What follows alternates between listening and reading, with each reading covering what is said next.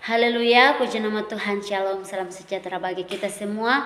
Perkenalkan, nama saya Vivin Jrayani Dadi, mahasiswi STTRMK Rumah Murid Kristus Bitung, program studi teologi semester 1. Nah, pada kesempatan hari ini saya akan menceritakan tentang Alkitab dari Kejadian sampai Wahyu menggunakan alat bantu C7SY. Nah, sebelum kita masuk lebih dalam, kita perlu tahu terlebih dahulu apa itu Alkitab. Alkitab adalah firman Allah, dan di dalam Alkitab terbagi dalam dua bagian, yaitu Perjanjian Lama dan Perjanjian Baru.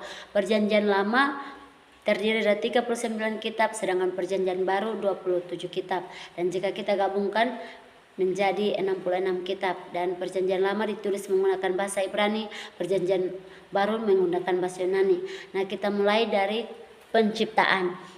Bagaimana Allah menciptakan manusia pertama, yaitu Adam dan Hawa, dan menetapkan mereka di Taman Eden, dan disitulah dosa dimulai di dunia pada saat mereka melanggar perintah Tuhan dengan memakan pohon pengetahuan yang baik dan jahat. Dan disitulah dosa dimulai, dosa ada di dunia pada saat mereka di Taman Eden, dan Injil mulai ada dan munculnya keluarga pada saat Adam dan Hawa.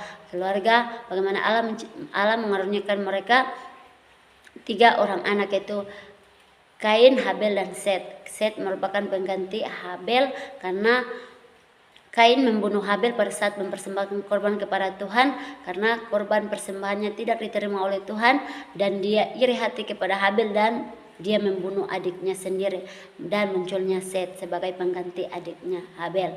Nah, dari kisah Adam dan Hawa ini munculnya tanda pelangi, yaitu tanda perjanjian Allah dengan Nuh. Bagaimana Allah berjanji kepada Nuh tidak akan memusnahkan bumi lagi karena bumi telah banyak dosa. Akhirnya Tuhan mengutus Nuh untuk membuat bahtera dan menyelamatkan keluarganya serta hewan berpasang-pasangan. Setelah air bah surut, mereka keluar dan memulai hidup baru di bumi. Nah, pelangi merupakan tanda perjanjian Allah dengan Nuh. Dari kisah ini munculnya Abraham. Abraham, bagaimana Allah memanggil Abraham untuk meninggalkan tanah kelahirannya dan memulai perjalanannya yang akan membentuk sejarah bagi bangsa Israel.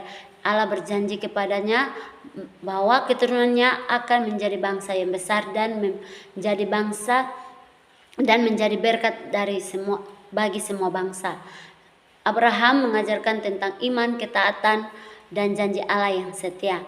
Nah, dari kisah Abraham ini munculnya Yusuf. Yusuf merupakan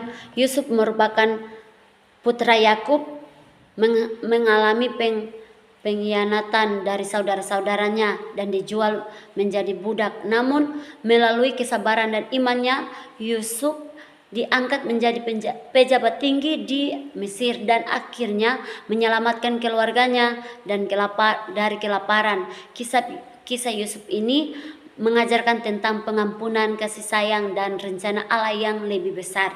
Nah, dari kisah Yusuf ini munculnya Musa sebagai pembebasan dan perjanjian. Bagaimana Musa, seorang pemimpin yang diangkat oleh Allah untuk memimpin bangsa Israel keluar dari tanah Mesir, dari tanah perbudakan.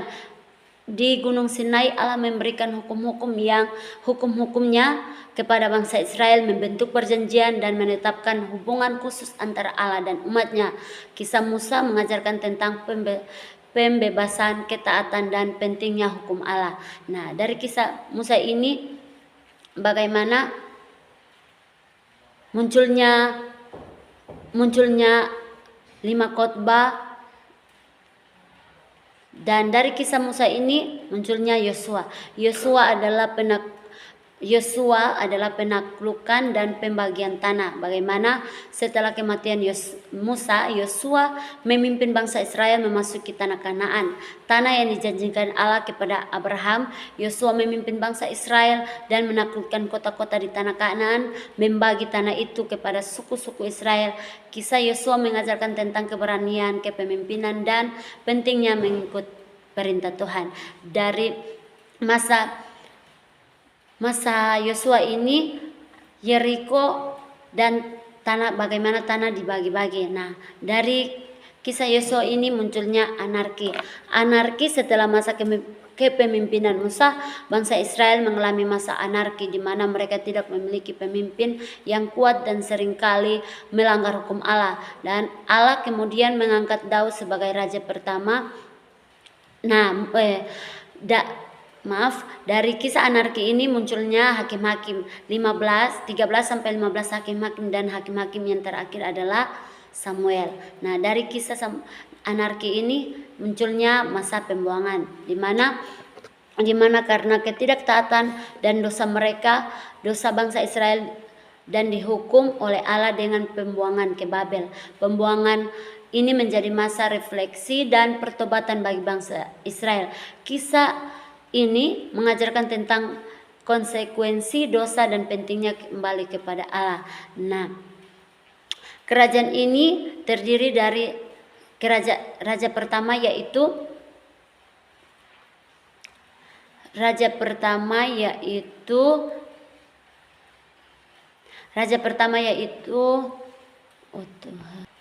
Nah, kita masuk dari kisah anarki ini munculnya kerajaan. Setelah masa hakim-hakim, yaitu hakim terakhir yaitu Samuel, dan munculnya kerajaan. Kerajaan bagaimana bangsa Israel tidak memiliki raja dan ingin memiliki satu pemimpin, yaitu dengan munculnya Saul, Daud, dan Salomo. Saul merupakan raja pertama di Israel, Daud raja kedua, dan terakhir raja Salomo. Dari situlah terpecahlah bangsa Israel menjadi bangsa utara dan selatan. Nah, dari bangsa utara terdiri dari 10 suku, dan bangsa selatan 2 suku, yaitu suku Yehuda dan suku Israel. Nah, dari kisah kerajaan ini munculnya pembuangan. Bagaimana karena ketidaktaatan dan dosa mereka, bangsa Israel dihukum oleh Allah dengan pembuangan ke Babel. Pembuangan ini menjadi masa refleksi dan pertobatan bagi bangsa Israel. Kisah ini menggambarkan konsekuensi dosa dan pentingnya kembali kepada Allah. Nah, dari pembuangan itu, dalam pembuangan selama 70 tahun dan munculnya yaitu Zerubabel, Ezra, dan Nehemia. Dari kisah pembuangan ini munculnya kisah senyap. Kisah senyap ini dalam konteks cerita Alkitab dapat merujuk pada berbagai hal. Salah satunya adalah masa-masa sulit dan penindasan yang dialami bangsa Israel seperti masa pembuangan. Nah, yang terakhir kita masuk dalam kisah Yesus, yaitu Yesus sebagai penyelamat dan raja. Yesus putra Allah lahir di bumi untuk menyelamatkan manusia dari dosa melalui kematian dan kebangkitannya. Yesus membuka jalan bagi manusia datang untuk mendirikan kerajaan Allah, sebuah kerajaan yang akan membawa kedamaian dan keadilan bagi seluruh dunia. Nah, itulah cerita Alkitab dari Kejadian sampai Wahyu, bagaimana penciptaan sampai masanya Tuhan Yesus datang. Nah, kesimpulan saya mengenai Alkitab yaitu perjalanan perjanjian kisah Alkitab ini, perjalanan panjang kisah Alkitab mengajarkan tentang kasih sayang Allah, pentingnya ketaatan dan janji keselamatan bagi manusia. Kisah ini terus relevan hingga saat ini, memberikan harapan dan inspirasi bagi setiap orang yang mencari kebenaran dan makna hidup. Artinya, setiap kehidupan kita harus taat kepada Tuhan dan menanti janji Tuhan. Kalau kita taat kepada Tuhan, maka janji-janji kebenaran firman Tuhan itu akan digenapi atas hidup kita. Maka daripada itu, kita tetap terus membaca Alkitab, berdoa, bahkan melakukan kebenaran firman Tuhan. Karena melakukan kebenaran firman Tuhan itulah adalah bagian dari setiap manusia yang hidup di dunia ini. Untuk itu kita tetap setia dengan Tuhan, tetap mengandalkan Tuhan, dan tetap melakukan kebenaran firman Tuhan. Mungkin itu saja cerita Alkitab yang saya bawakan. Terima kasih, Tuhan Yesus memberkati.